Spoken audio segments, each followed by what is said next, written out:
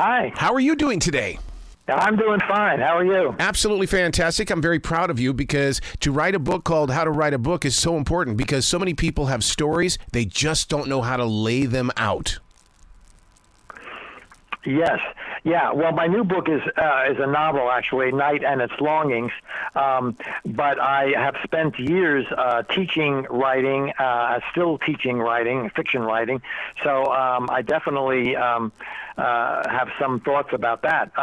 Did you have a specific place where you wanted to start? I was going to talk about both of them. I mean, just the fact that, you know, that you're so dedicated to teaching people how to write books. And then with Night and Longings, my God, a book about Jake Garrett. I mean, this is a twister. I mean, it's just one of those things that comes with a lot of twisting in it. And I always want to know how the author feels as it's coming out of them onto that page.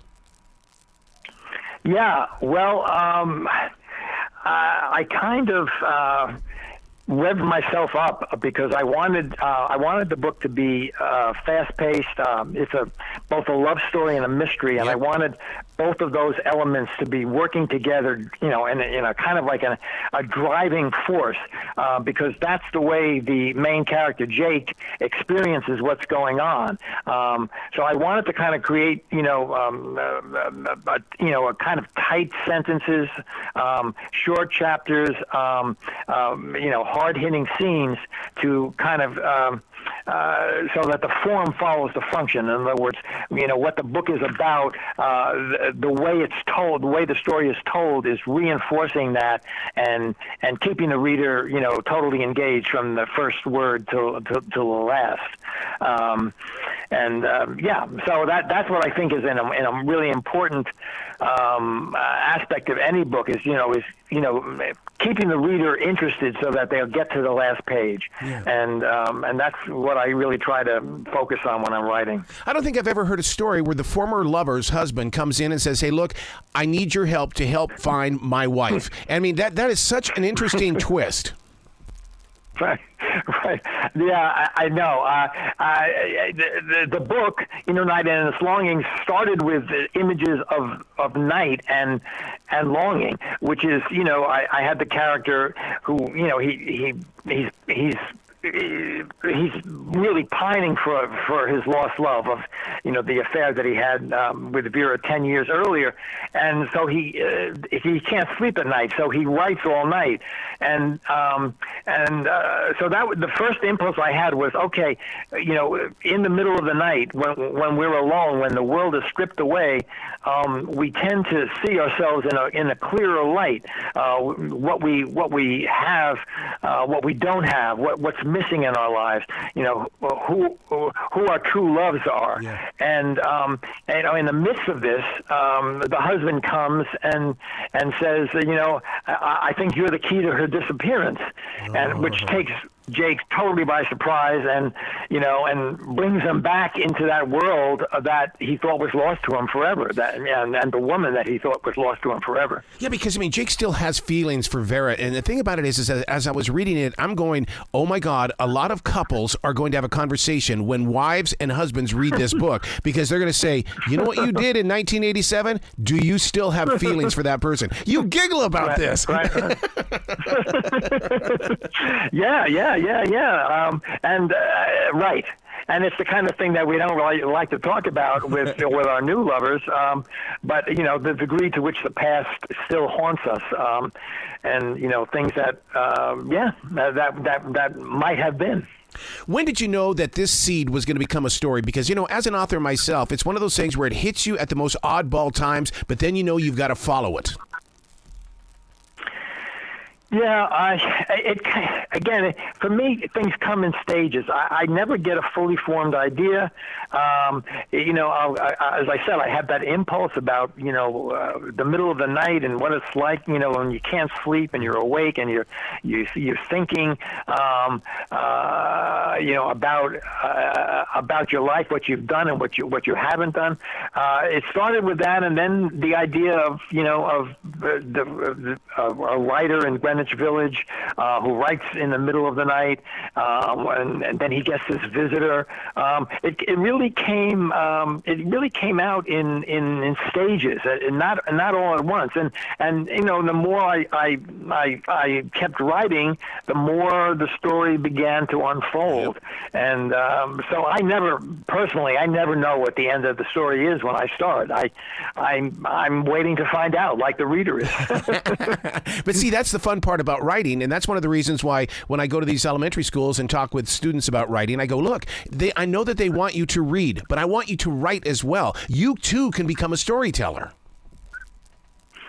Yes, and that's extremely important advice that you're giving, because the thing that we do is the thing that then we want to see in others. A simple example. Of all the sports, the only sport that I watch is baseball, because that's what I played as a kid. I started with stickball, then we went to softball, then we went to hardball. And so that, because I played it, because it was a part of me, that's the sport that I follow. Whereas something like basketball, which I didn't play much of, doesn't have the same tug at my heart. Yeah. So I think you're giving your students the exact right advice. The more, if you can get them writing, then they're going to read as well. I'm in North Carolina, so to hear that this takes me to the places of the remote beaches of Carolina really got my attention. So what drew you to that part of it to put it in the story? Yeah, well, just a personal interest of mine are the Barrier Islands off the Carolinas and Georgia. I love them. I've been to many of them. And one particular one I found haunting because it was only 12 miles off the coast.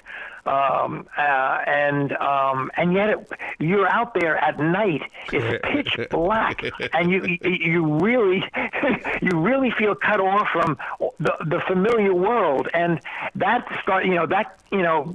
wound its way into that whole idea of night and its longings, where you really, you are alone here, and there's nothing but you, and so who are you? This is a chance to find out who you are, and to say nothing of the beauty of being on these islands, but and the history of them, it was always a personal fascination. So when I needed a place for the for the characters to go, that came to me, because it's such they're such compelling destinations is what I'm trying to say. Yeah.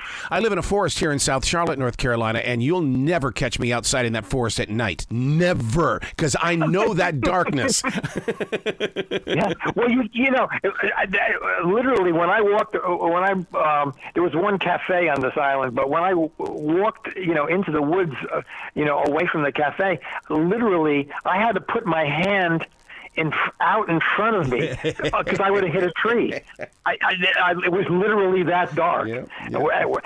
How often do you get that experience? Oh my God! Oh my God! Oh. So where is the best place that people can find out more about you, especially when it comes to you helping them, to release their story? Because I still think that one of the greatest books to ever be released is hiding in someone's closet, or that they wrote, or they pinned it out and they put it underneath their bed, but they're so afraid of releasing it. Philip.